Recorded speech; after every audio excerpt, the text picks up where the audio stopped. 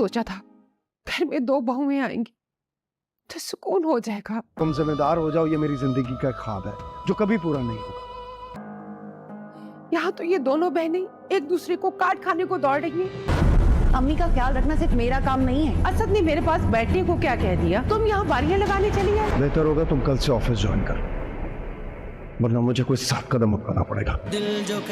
अगर उसे घर का काम करने, क्योंकि रूही भी तुम्हारी तरह गैर जिम्मेदार है। मैं इतना ही मसला है, बोल दो कल से घर के किसी काम को हाथ लगाने की जरूरत नहीं है। खाली जेब इंसान को बड़ा हल्का कर देती है ऐसा। मेरे ही रहना के आने वाले एपिसोड में आप देखेंगे कि फरीदा रूही को कोई काम कहती है तो रूही जाकर बीना को कहती है कि माँ की जिम्मेदारी अकेली मेरी नहीं है।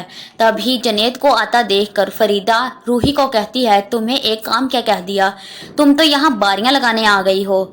जनेद को कहती है फरीदा के मैंने सोचा था कि 2 बहुएं घर आएंगी तो सुकून हो जाएगा, यहाँ तो ये दोनों बहनें ही एक दूसरे को काट खाने को दौड़ती हैं।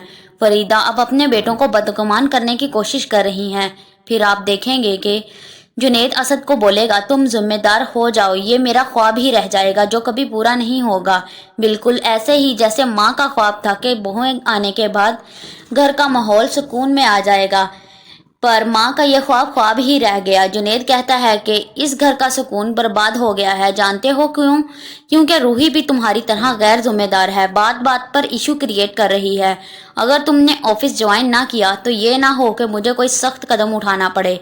फिर आप देखेंगे कि बीना किचन में खाना पका रही होती है और उमर भी वहाँ पर बैठा नाश्ता कर रहा होता है कि बीना चक्कर खाकर गिरने लगती है तो उमर जाकर पकड़ लेता है। तभी जुनेद भी किचन में आ जाता है और बीना और उमर को देख लेता है।